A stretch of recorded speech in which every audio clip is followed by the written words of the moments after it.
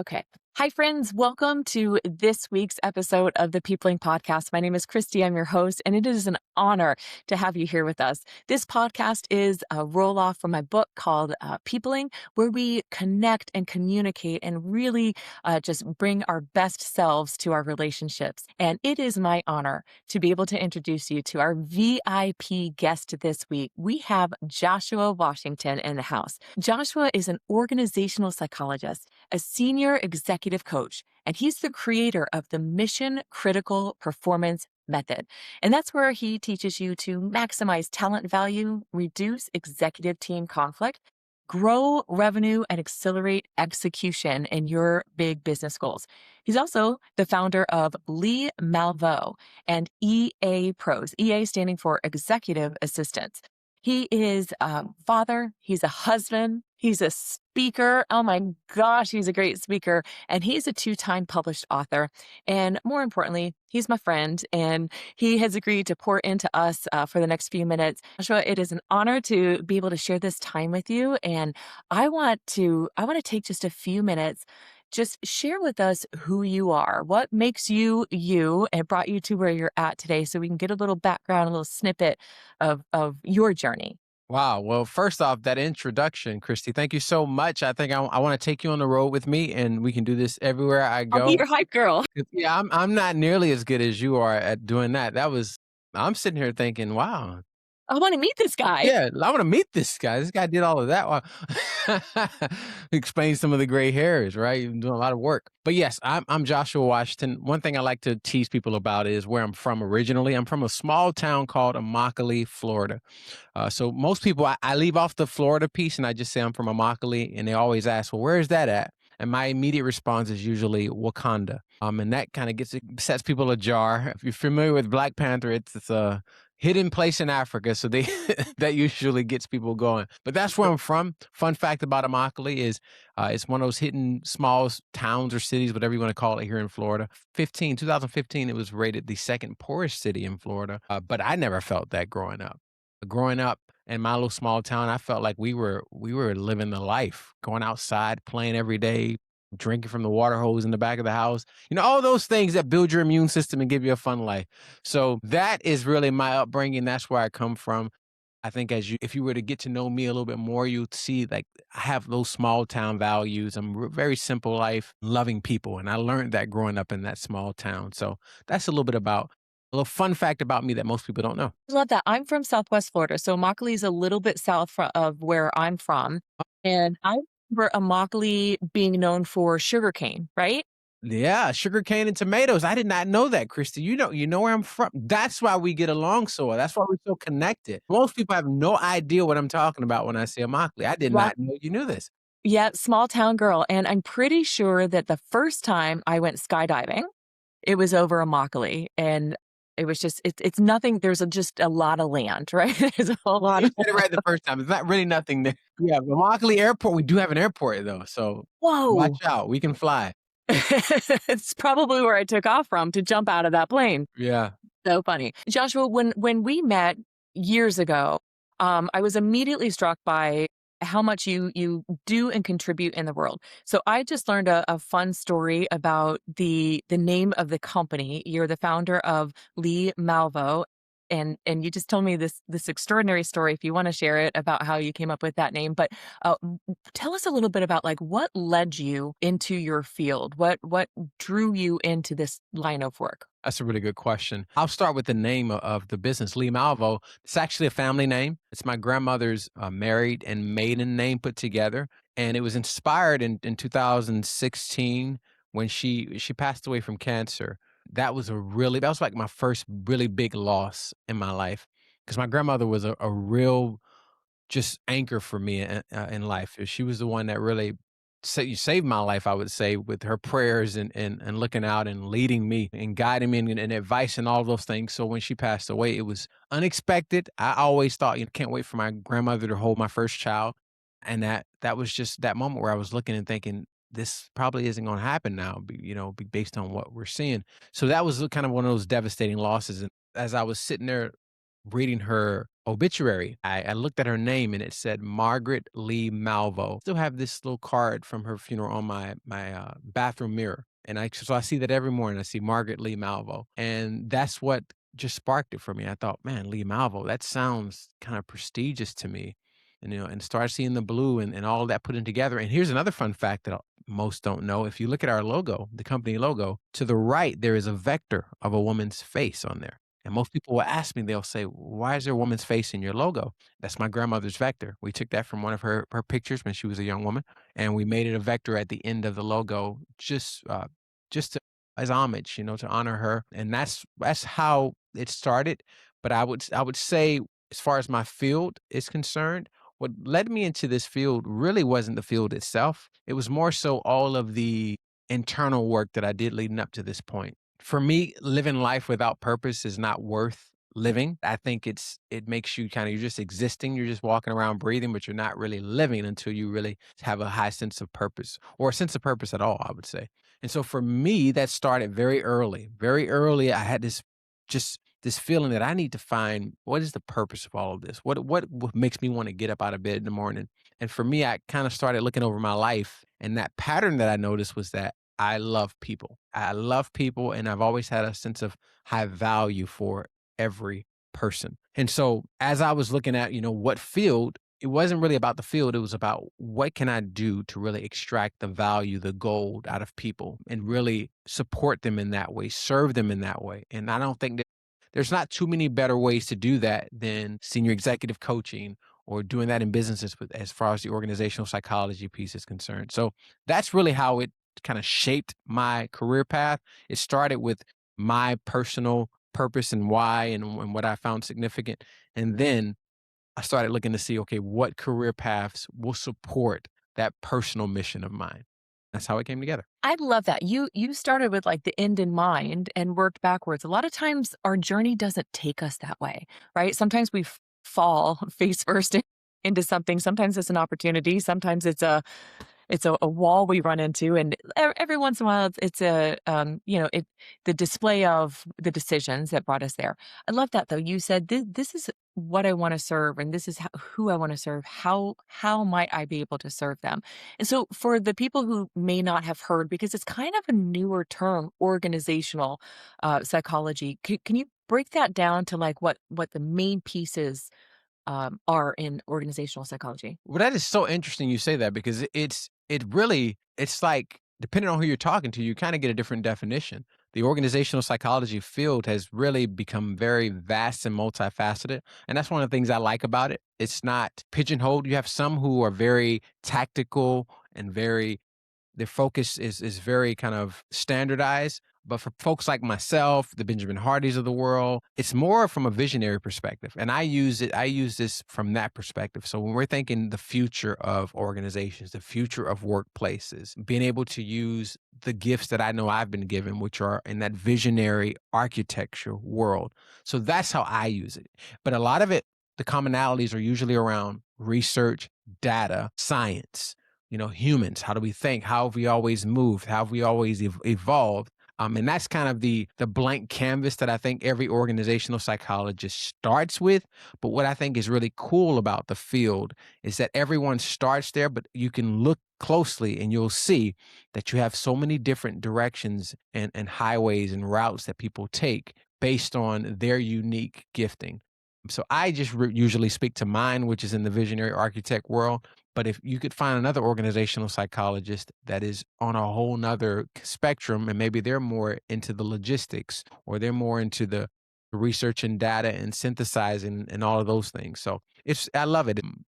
Multifaceted when you think about this field. I love that. Okay.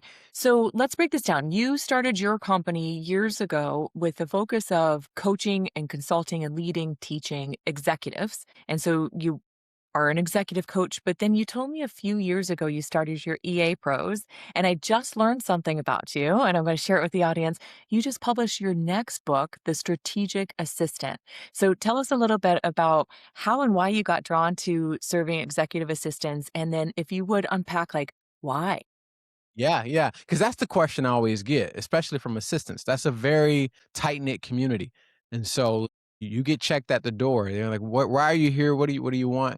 And it's for good reason. A lot of people try to exploit that profession for the wrong reasons. But here's the thing: I tell people all the time, this was not on my bingo card. Like I did not see it coming. Actually, I attribute it to the Lord guiding my path unexpectedly because I actually was going to a speaking engagement, which is very normal in my world. So I was invited to do a keynote talk, and it happened actually on LinkedIn. I met this woman named Linda Sherman, and she was like, "You got to come speak to our audience." Well, I'm so like 30,000 foot view. I didn't even think to ask who is the audience until later, until after I said yes, because it was in Orlando. I'm like, yeah, we can do that. The moment seems right. The price seems right. All right. Let's just do it. And then I realized she said, well, it's 2,500 plus assistants. And I thought, assistants meet like this at a conference? I didn't know that. I didn't even know that was a thing. But it indeed was, and it was a thing that I would grow to love because as a speaker, when you're on a stage and you're teaching people something or you're doing a talk that you're passionate about, which executive leadership is a passionate subject for me. You can always kind of gauge the hunger in the audience. Right? Sometimes the hunger is kind of mid or maybe even low sometimes, but then you get those moments where you can tell they are leaned in and hungry and value what you're saying. And I won't say that that's an uncommon thing, but for these assistants, it was even to the next level. And so that really drew my attention. So I hung out a little bit afterwards, went to dinner to meet a few of them. And that's where I started to see where that hunger was coming from. One by one, they begin to come up and say, well, Joshua, I'm having this situation. I know you coach executives. What do you think I should do here? Just one after the other. And so my brain, me, the visionary, looking at patterns and seeing kind of connecting the dots, I started thinking, wait a minute, the resources that they're asking about and the things that they're asking about, these are some of the same problems, challenges that I'm tackling with their executive partners. Why aren't the resources getting to them? And so that got the brain jogging. On my way out of that hotel, I remember kind of going through the lobby and asking myself one question: what would happen if I gave them the same tools and resources that I give their executive partners? And that's what started EA Pros. That's the only reason it started, was from that conference. And now fast forward 2.5 years later, we've built an entire framework with my organizational psychology background, right? We built an entire framework to really transform the value proposition for this role, because it's gone in the wrong direction. And because of AI, we need to get it back on track and elevate it to its proper place. And so that's what we're doing with this branch of our firm. Can you give us a couple of examples of where it's going in the wrong direction and maybe some solutions or suggestions that you bring to the table? Oh, absolutely. Now you get me started. This is going to turn Oh, into an organizational psychology summit here. No, but I'll give you kind of the brief overview. When we did our research, what we realized was a few things. Number one, what we were coaching executive leaders on were some of the same fundamental things they were looking for from their EAs, senior EAs to be exact. This is really, we begin to see the target was really that group, that category of senior EAs. The challenge was, while they were looking for these things, expecting these things, whether it be around increasing their capacity, the communication piece, the anticipation piece, what we saw was that the tools and resources weren't being provided for them to elevate. And when we looked at it from the historical lens, what we saw was over 100-year span. Okay, 100 years, we saw a gap. I wish I had the graph to show you, but from like 1920 to about 2020, imagine a graph where you have a red line that's trending upwards like this, but you have a blue line that's just stagnant at the bottom. And what it creates is this gap. And so that gap was fine through the eras. We had the era of the secretary, right? That was the first. Then we moved to admin, and then we moved to where we were recently, which was the executive assistant. Well, the challenge is AI is now coming to the scene, and it's exasperated and emphasized that gap to where now executives they're needing the help that they should have always been paying attention to from an EA, but because they have not resourced that group, the two sides don't know what the other one wants. So the executives are saying, hey, we're looking for someone to help us do this. The assistants are saying, well, then allow us to do that. And so what's missing here is the framework. And that's where we kind of came into the picture to say, okay, here's how you can best utilize your senior EA to increase your capacity, to help you achieve a lot of the strategic priorities that you're looking to achieve. And most importantly, they're already doing this stuff, many of them anyways. We just need to frame it in a way where it's formalized and it gives them an opportunity to really expand. So those are the two things. The third thing is their career ladder. When you look at EAs, they're told that once you become an EA, the next level is chief of staff. Well, our research shows there's a little bit of a problem with that because 4% or less chief of staff positions have an EA background. So think about that. 96% from, if that's supposed to be the apex of the EA career ladder, and only 4% or less are coming from an EA background, that means there's 96%. That's a bottleneck. That is a statistical bottleneck. So I'm not about training assistants. I tell assistants all the time, if you need to become a better assistant, go see someone else. The ones that we work with, they already have that figured out. They're looking to go to the next level. And so for that group, we've created an entire identity because that's how you're going to change this in the marketplace. We need to present to the executives a new value proposition that is framed through a new identity, and that identity is the strategic assistant. And by doing so, we can attach a framework to that makes it predictable, measurable, and impactful for the executive leader and organization. So that's how the strategic assistant was created. It was to get rid of the chief of staff bottleneck and to put an identity there that opens up to more opportunities. Because a strategic assistant can be a chief of staff, they can be a chief admin officer, they can be really whatever they want to be if you unlock and take out that glass ceiling that's been holding them back and squeezing them. And it sounds to me like nobody realized that until you started doing this research and then came up with this statistic. Like, we're being told this, but here's the actual data. It's just incredible. And then my thought from all of this, just unpacking it in my brain a little bit, is what a misalignment between the leader and who should be the right hand person. And I'm just wondering how much is lost, right? Capability, execution, like how much is lost if they aren't speaking that same language and have the proper expectations, which is that hole you fill. It's extraordinary. So I'm a little curious because human behavior fascinates me. What kind of impact, like all of these executive assistants were coming to you at that dinner after your keynote, and they're saying, "Hey, can you help me with this problem?" You started saying, "Wow, we have this big giant hole to fill." Was there a pattern that seemed to be along the same lines? Was every question and concern a little bit scattered and different?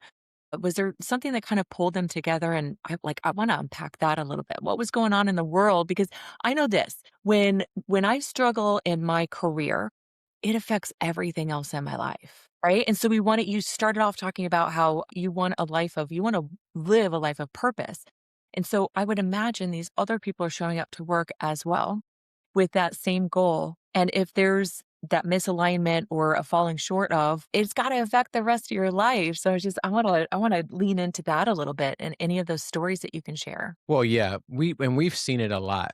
And this is why I love this group. I call them like the underdogs of the marketplace because a lot of them are serving beneath their full potential and they know it. It's not by choice it's not by like happenstance. It's that they feel stuck in this infrastructure that tells them their only true upward mobility is maybe in a project management position, or maybe they have to go over here and be an analyst, which those things are fine. But you have some EAs who are primed and ready to really contribute strategic value.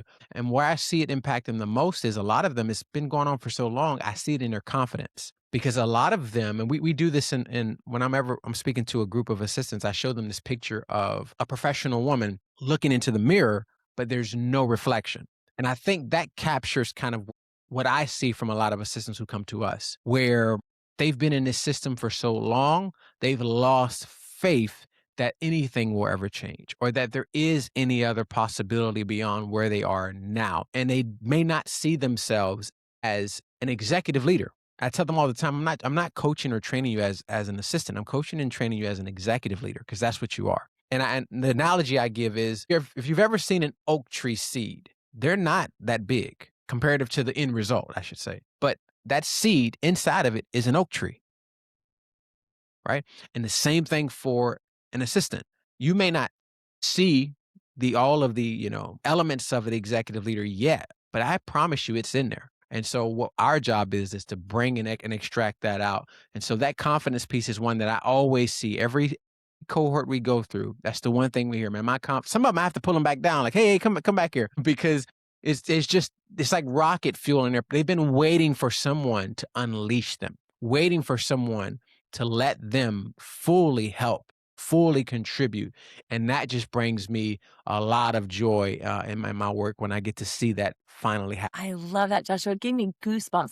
So here's what I'm left with. I hear a lot of executives, a lot of leaders, CEOs have a common thread feeling of it's lonely at the top. And I also hear a lot of times that, oh, if I could just duplicate myself. And you're over here going, you can. You've got this strategic leader, this assistant that could literally double much of what you do. Probably not all of it, but much of what you do if given the opportunity. But their capacity is capped, is what I'm hearing. And you're the one to help unleash that. Is there a success story that really stands out to you where you got to physically see this, you know, maybe the goals or accomplishments just explode because the leader and the executive assistant leader figured it out? Man, I didn't know we were going to do this today, Christy, but I have several, but I'm going to contain myself, control myself here. Let me give you a few Yeah. quick ones. Yeah, I'll give you a few quick ones. One that comes to mind is we had an assistant come through. One of my favorites, of course, I have to say that about all of them, but one of my favorites is Sarita. She came through and she had a unique challenge, right? She was serving at a university, and the president who she was serving, I believe that's the title. Forgive me if yeah, I believe it's this president, was transitioning out, meaning retiring, and there was a new guy coming in. Well, here's the thing. Usually in those scenarios, if you're an assistant, your job could be kind of in limbo because sometimes executives, they like to bring in their own. They like to, bring their own people in, or maybe if the relationship isn't clicking right away, they want a replacement. And so this was there towards the end of our cohort. We always go through a framework called the career critical conversations framework. So this was Sarita's career critical conversation to figure out how to best really tailor to that executive quickly to show her value. So she used one of our proprietary tools, which we call the executive profile assessment. And as she tells it, she says that profile assessment saved her because she was able to give that to her executive, find out what his behavioral operating system was, and then use that information and that data to tailor her support to a T. And I think that is, if that's not enough, she went from worrying about, hey, will this work? Will I be needing to look for another job? To that executive, I'm trying to find the word here because it's not recommending. That executive actually nominated, that's the word, nominated her for an admin award, which she won. I show a lot of the students this video. She won that admin award and actually shouted out EA Pros during her acceptance speech. But look at that vast kind of transformation. She also was one of the few in her university to be approved for a 10% raise by just having these career critical conversations. So that is the power of giving them the tools. Like that was already within Sarita. We just gave her the tools to really shine. Another one that comes to mind is Jasenia. Jasenia came to us, and Jasenia is one of my firecrackers. She is like go-getter, like love Jasenia. And she actually came to us thinking she wanted to be chief of staff because that's what they're told in their career. And nothing wrong with chief of staff, by the way. But for this particular example, I wanted her to know that what she was going to do actually positioned her to contribute her best value. And so she came to the program, and we had her do one of our tools. Is called the Strategic Value Finder, which its sole purpose is to help executives figure out their value contribution in the organization so that they can spend 80% of their time doing that and make sure that they're spending their time in their green zone. So we did the same thing for Jasenia, just to confirm, hey, where is your best value contributed? And for her at the time, it was the work that she was doing at the board level and throughout the executive leadership team. And so she decided, I'm not going to go for chief of staff right now. I'm going to create my own path. And so one of her own kind of personalized title, she became the director of executive office and board affairs, made her own title, made her own niche directly connected to her value. And that's what we want to see more of, because the profession is so dynamic that you can't do a one size fits all with these EAs. You got to have a system and a framework that allows them to operate at their best and understand where the executive operates at his best, and then bring those two things together. So those are two examples. I have a third, but for the sake of time, I'll keep that one in my pocket for this. Okay. You're welcome to share it if you want to. Well, it involves, I don't want to give anyone any false hope, but this is one of the assistants who came through, and I'll give you kind of just a highlight. She did a career critical conversation that led it was a f we did the math. It was a $5 million career critical conversation. $5 million. Her whole thing was she wanted her boss to come in to a business venture with her. And so when we did her interview, I was like, "Phyllis, I'm not sure that's what we do here, but come on in. We'll use the tools and let's see what happens." Well, turns out she convinced that executive leader to come into that deal with her. And that was we did the math. That was a $5 million career critical conversation just by teaching her this framework of how to have high stakes conversations, which is one of the real fear points, discomforts for a lot of assistants where they know what they want to do, what they should be doing, but they're just not sure how to bring up the conversation, how to execute it at a high level. And so what a lot of them end up doing is they wait till they get upset about it, or like we all do, right? Until we have an emotional stake, and then we execute that conversation poorly, which ruins the chances. So those are three examples that come to mind, and we've seen a pattern. 95% of the assistants who come through our program have one of those type of stories, and we love it. I love this. It sounds to me from an outsider listening in, you remove the fear and the uncomfortableness of a conflict, and you give the confidence, but you remove that emotion around it. I love that you said that. A lot of times we don't get into action until there's a fire under our butt, right? Until there's a loss getting ready to happen, or you just can't continue like this anymore. A lot of times, like with our health, we don't start working out or eating right until the heart attack or the diagnosis or something along those lines. It's like, why do we have to wait until the very last moment to try to take a stand for what we know should be? And so if we've got this burning desire inside of us and can really contribute at a high level, I understand why a lot of people are fearful to have that conversation. And it's truly a lack of tools, not a lack of skills. They've got the skills, they just don't know how to frame it. I love your framework. What is the cost in business, in relationships, in connection? What's the cost if we like don't get this right? So let's say a leader, an executive assistant, something like that is listening to this and they're like, yeah, yeah, sounds good for somebody else, but maybe won't work for me. I'm a small mom and pop. I employ, 10 people or something along those lines. Like what's the potential loss if this kind of framework and conversation doesn't happen? Wow, that's a really good question. Here's the thing. Speaking of cost, let's just speak to that. I think the highest cost we have in life is time. It's the one thing you cannot get a refund for. You can't buy yourself more of technically, right? You can buy yourself more time in your day, but you can't go and say, "Well, I'm going to add a few extra years and go purchase, 5 extra." You can't do that. Time is our greatest currency. It's a finite amount, and we that's why it's so important. So I think that's the first thing. How much time are you losing? Before we dive any deeper into this conversation, I want to take a quick moment to share a tool that has significantly improved my life, and that's called Growth Day. It's like having world class mentors right in your pocket. There are daily challenges that help grow your confidence, your inspiration, and your drive. Check out the show notes for your link to a free trial, and don't let another moment pass you by without checking out Growth Day. There are some founders out here, there are some executive leaders that they are one strategic assistant away from that idea, that strategic priority. They are one strategic assistant away from success. Think about that. And they're staying up at night, they're stressing this thing, they're experiencing, that cycle of failure. And all they would need is someone who's already primed and positioned and equipped to do these things. Someone equipped with that framework to come in and help them break through. And I think that is the loss because someone needs that breakthrough. Oftentimes, those breakthroughs, they involve solutions that are meant to serve people. They're valuable solutions. And I wish we could get in. Like, I look at it like the circle of value. Like you have the value creation.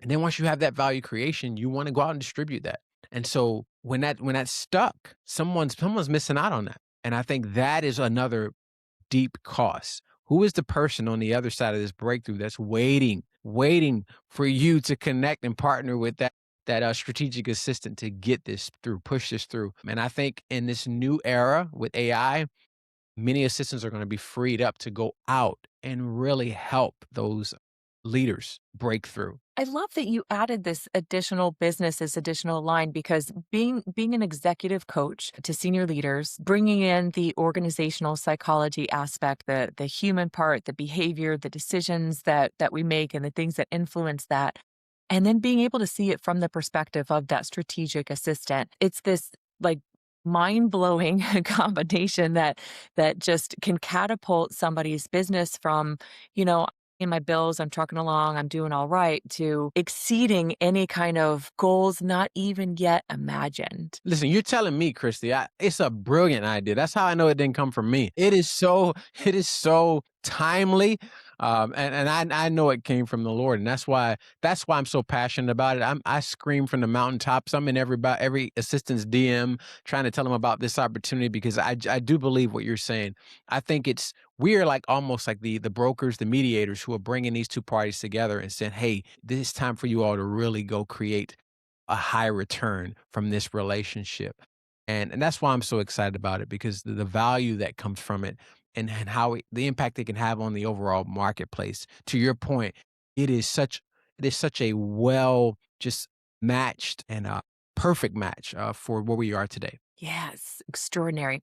So Joshua, let's say that somebody listening to you right now, they may not be an executive assistant, they may not be a CEO, but they have big dreams Mhm. and they have bosses. Yeah. And the problem with working with others is that they're human, right? And we've got to figure out how to best work with other people. So we have our default way of being, others have their default way of being, and sometimes we just show up, we do our thing and we leave and we check that box. But there's a part of us that's like, I need to contribute more. I want to contribute more. And you had said something that you create this framework so that those career conversations, what was the Career critical conversations. Yeah. career critical conversations can happen. And for that example that turned into $5 million because an idea was shared, but not just shared, like saw as possible, right? That story created an image that was like, we can do this and we can do this together. And here's the framework and the tools in order to make that happen. What about somebody who's, trucking along at their job and they're like, hey, I work for, a boss and we just don't see eye to eye. We don't communicate or connect, or they have no interest in hearing anything from me. Is there some words of wisdom where you could give that person that feels a little inferior, might be nervous about conflict, fearful of their job, the economy's kind of shifting right now? What could help give somebody a little bit of confidence in being the best version of themselves as an assistant, as an employee, as a contributor, but also raising that confidence to show up in their best light and maybe even take a little risk in how they show up to their boss. Yeah, that is John Maxwell says something that has always stuck with me. He says you have to know yourself to grow yourself. And I think that's where it always starts. You have to know yourself. I would always say this my career began to take off the moment I decided to know everything I can about the value that's been placed inside of me. And seeing that value as not just something that's for me, but it's something that I have a responsibility to develop so I can distribute it to the rest of the world. And I think when you have that kind of lens, no circumstance can hold you back. Now, does that mean you won't encounter adversity? Absolutely, you will. I'll give you a short story. When I was getting ready to go launch this firm, I wanted to launch it 2 years earlier. But thank God I had an accountant, right? The least expected person. I went to go do my taxes and I'm talking, this is a friend of mine. His name is Hector. And I was like, Hector, I'm coaching doctors and coaching these CEOs. I'm getting paid like one fourth of what they get paid. I think it's time to go start my own thing and give the same value, but actually get paid what I'm worth. And he told me something very wise. And I know it didn't just come from him. He said, Josh, I want you to think about it a little bit differently because you're right. You're doing a lot of great work. He affirmed that the work was good, but he said, think about it this way. You're getting paid to practice. You're getting paid to get really good at this. How many people get an opportunity to get paid to practice doing what they're meant to be doing?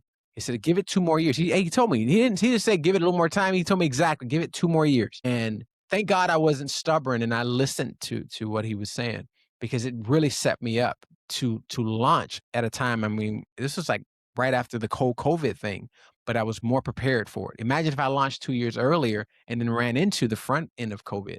So I would say the first piece is understand that you have value and really take serious developing and discovering that value, right? Discover that value, develop it, define it. It's very important because that's what gives you clarity of vision. And that's the second piece. The vision piece is so important because once you have a vision that you know is tied to your purpose, your value, it is very hard to deter you. You're much more likely to withstand when you have that boss or executive team or whoever, coworker that you can't stand. You're much more likely to stay through those adverse moments and grow because you're anchored in truth of your value. You're anchored in the clarity of the vision. And I think that is so important for us to have because the marketplace is never going to be easy. There's always going to be adversity. There's always going to be things that kind of push back against your vision. But if you don't have a vision, then that leads into confusion and chaos. And that's what leads to the disappointment and the acceptance of this is how it is how it's always going to be until I retire and die. I think that's a low way to live. The better way to live is to figure out your value, understand that value, take ownership of it, and then make it your mantra, your mission to develop that and distribute it to the rest of the world. It's extraordinary. It feels so inspired right now. Like I need to clear off the rest of my schedule and just go like make big things happen today.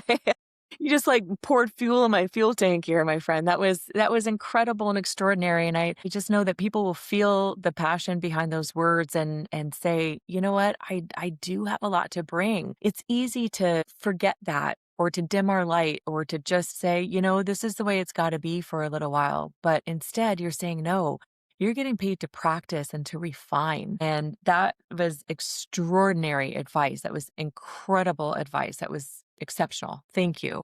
And the last thing, Christy, if something comes to mind while you're saying that. The last thing I will say is we're talking about practicing. I want to make sure I'm very clear here. It's also the investing piece of that. Don't let the fear of an economy scare you from investing into yourself. And I mean monetarily. You need to be spending those dollars into you. And I see a lot of professionals, and this isn't just unique to one profession, but I see a lot of professionals who they clutch their purse when things get kind of tight from an economic view. No, that's the time when the market's down, just like the stock market. When the market's down, that's the time you want to be investing into yourself because that's what's going to clear up your vision of how you can really make it an advantage, right? Make the economy your advantage. Make the problems that we're seeing in society, position yourself to be a solution. But what I often see some people do is they wait. They clutch down and they wait for everything to pass. But by then, you've missed a really golden opportunity. So when it comes to that practicing piece, practice investing into yourself. Practice into what can I do to get to know me even better, to get to understand how God made me, the value, the God-given value that's on the inside of me.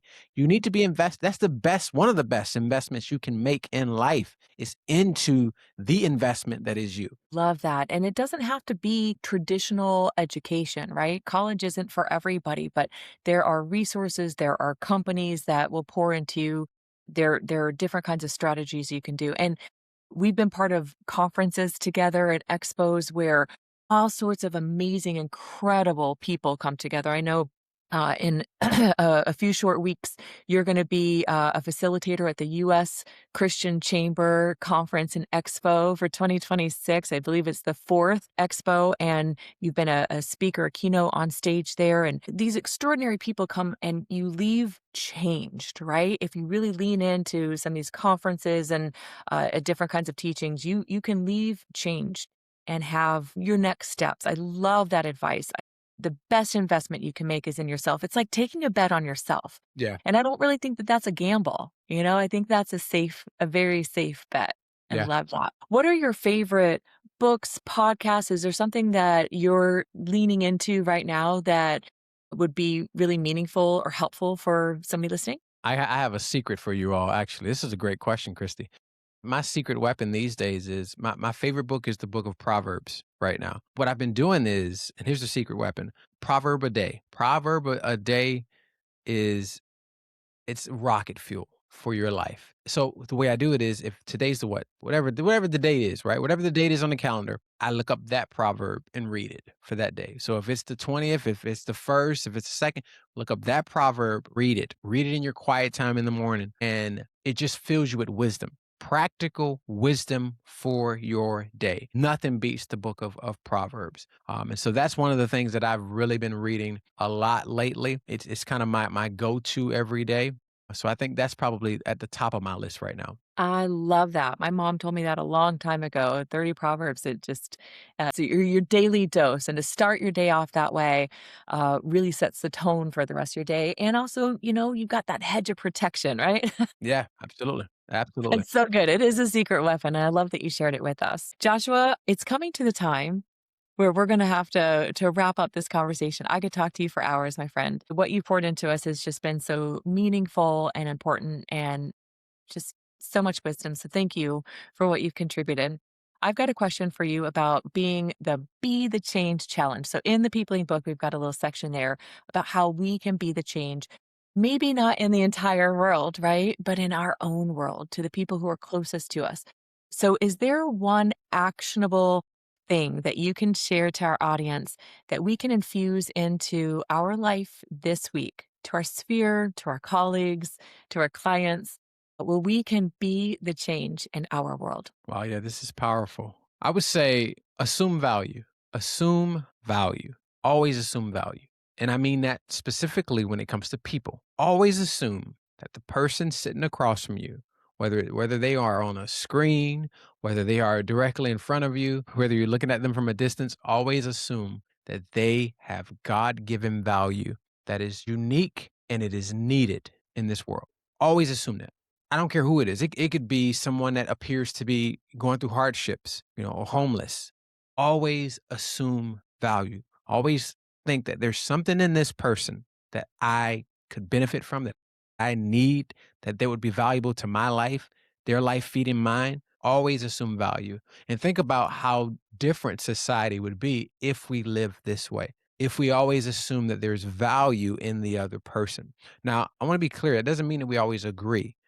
Okay. Value does not equal agreement. Value just means that even if I disagree with you on that topic, I still value you as a person.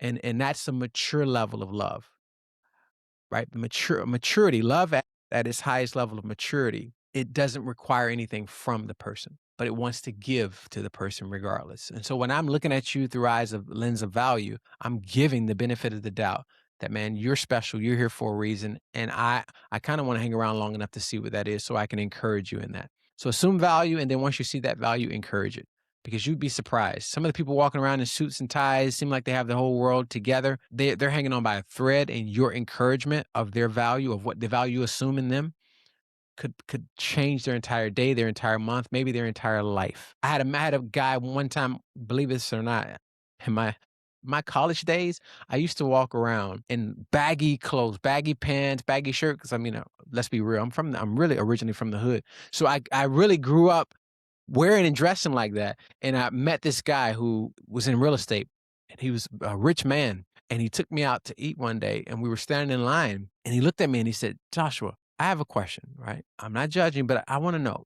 You have such a nice physique. Why do you wear such baggy clothes? Like, you have such a great physique. If I were you, I'd be showing that you're a single man. Like, I'd be showing that off to the ladies." And because it was framed in a way that assumed value, he wasn't saying, you kids walk around with this, really condemning. He was more so uplifting, like encouraging the value within me from a physical standpoint. It was so simple. And from that day, I started thinking, well, why do I dress this way? Where did this come from? And I changed my entire wardrobe, not because I felt like I had to, but I wanted to own it. I wanted to be the one to say, okay, this is why I do this. This is the value in this. But my point is that all came from assuming value and then encouraging that value. And I think that is a way that we can all have an impact on our little sphere of influence. That was a great example. And what I think is so extraordinary is we don't realize the power of a word. And to come from that place of, I see value in you and I'm here to encourage you. And then I'm moving on. I don't need anything from you. I don't want anything in exchange. I'm not selling something. I have nothing to gain. I see value in you and I'm encouraging you is an extraordinary way to show up in the world. And to your point, if we all did that, Yeah. it would feel like heaven on earth. Yeah, absolutely. Absolutely. Awesome. Joshua, thank you so very much for your valuable insight, for the gifts that you gifted us with today, for your time, your expertise. I've got your contact information in the show notes. I've got a link to your books, to your website where people can connect with you. And I just know that you are going to be such an extraordinary blessing. You are an extraordinary blessing to leaders and to the assistants, strategic assistants of those leaders. And I just know leadership is it's top down. So you're not just affecting and influencing the leaders and their strategic assistants. You're probably contributing to the entire culture of an entire organization. And what kind of ripple effect could that have out in their own world? So I'm so proud of you. I'm so grateful that I get to call you friend. Well, Kristi, And thank thank you. you so much. It's always great talking with you and catching up with you. And I really appreciate you inviting me on today. Great time. Thank you so much. Thank you. And thank you to the audience for being here with us. We'll see you next week. Thanks for tuning in to the Peopling Podcast, and grab your copy of the Peopling book on Amazon, and let's keep this connection movement going. Until next time, be curious, be kind, and keep peopling like you mean it.